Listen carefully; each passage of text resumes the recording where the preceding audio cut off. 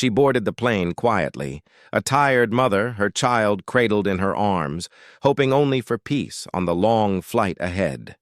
To most passengers, she was invisible, just another traveler. But one man noticed, the wealthy CEO in first class. He smirked, whispered, and laughed, as if her very presence didn't belong in the same cabin as his. What he didn't know was that fate had already written a scene that would shatter his arrogance and expose a truth he could never ignore.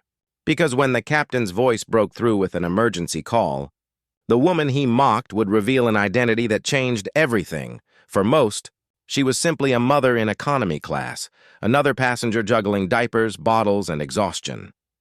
But behind her quiet demeanor lived a story few could imagine. Years of sacrifice, strength, and service. This trip wasn't luxury. It wasn't even convenience. It was a necessity, a flight she had postponed for months until she had no choice but to go. Her only focus was her child, keeping him safe, calm, and rested. She wasn't watching the man in the front row, though he was watching her. To him, she was unworthy of notice, unworthy of respect.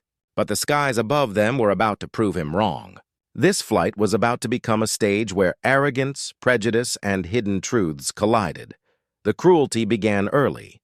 Each time the flight attendant passed by, the CEO leaned back, shaking his head, whispering just loud enough for others to hear. "People like that shouldn't even be on this flight," he muttered. A few passengers exchanged uneasy looks, but no one spoke up. She felt the stares.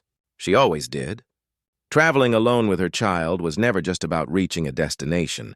It was a silent test of dignity, one she was forced to retake every time. Feeding her baby, reaching for the diaper bag, adjusting a blanket, every move was judged under the CEO's smirk. When the baby cried, softly, just the restless sound of an infant, the CEO groaned theatrically. He pressed the call button and demanded the flight attendant do something about the noise. His complaint carried across the cabin, sparking whispers that burned hotter than shame. The flight attendant approached the mother with a sympathetic but hollow smile. "Maybe you can try to keep him calm," she said softly, as though she hadn't been trying all along. The CEO laughed again, louder this time, telling his seatmate how anyone can just buy a ticket these days. His words weren't about class alone. They carried a deeper venom. The kind born from prejudice. Every second stretched like an hour. Every sound from her row felt magnified under his mockery. And then, just when humiliation seemed unbearable, the plane shuddered. A violent drop rattled the overhead bins. Gasps filled the cabin. For the first time, the CEO's face paled. His grip tightened on the armrest. His arrogance cracked into fear. The captain's voice crackled over the intercom, calm but firm. "We're experiencing an in-flight emergency. I need immediate assistance from any qualified personnel on board." The cabin froze. Eyes darted, searching for someone, anyone, to stand up. Flight attendants whispered urgently, scanning the rows. The CEO sat stiff, his earlier swagger gone, now waiting for someone to step forward. And then she stood. The quiet mother from the back, the one mocked, dismissed, and silenced, rose from her seat. She gently placed her child in the arms of a nearby passenger, then walked forward with calm authority. Her stride alone told the attendants what they needed to know. "Ma'am, do you have medical training?" one whispered. She didn't hesitate. Her life's work had prepared her for this moment. She wasn't just a mother, she was a decorated military surgeon, a woman who had saved lives in war zones far harsher than the cramped aisle of a passenger jet. The irony struck like lightning. The very woman ridiculed as unworthy was now the only one who stood between safety and disaster. Passengers moved aside, watching as she knelt beside the collapsed co-pilot. His heartbeat was faint, his breath shallow. With steady hands, she took control, issuing calm commands, improvising with limited tools, and fighting for life at 30,000 feet. And as she worked, the cabin that once judged her fell silent.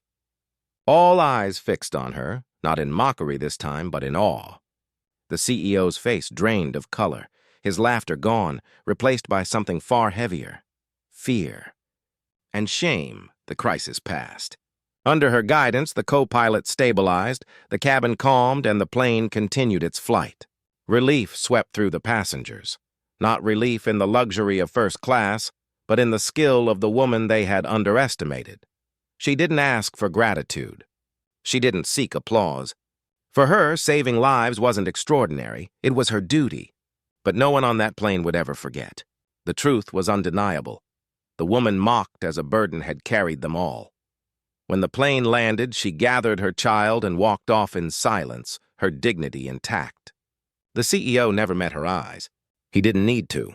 His silence said more than any apology ever could. Because this was never just about one flight, one CEO, or one child's cry. It was about how prejudice blinds us, how arrogance strips people of their humanity, and how often we overlook brilliance hidden in plain sight. Her story is a reminder and a warning.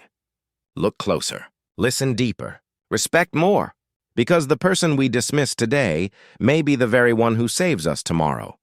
So the question remains, how long will we keep judging by appearances before we finally learn to see the truth of every person's worth?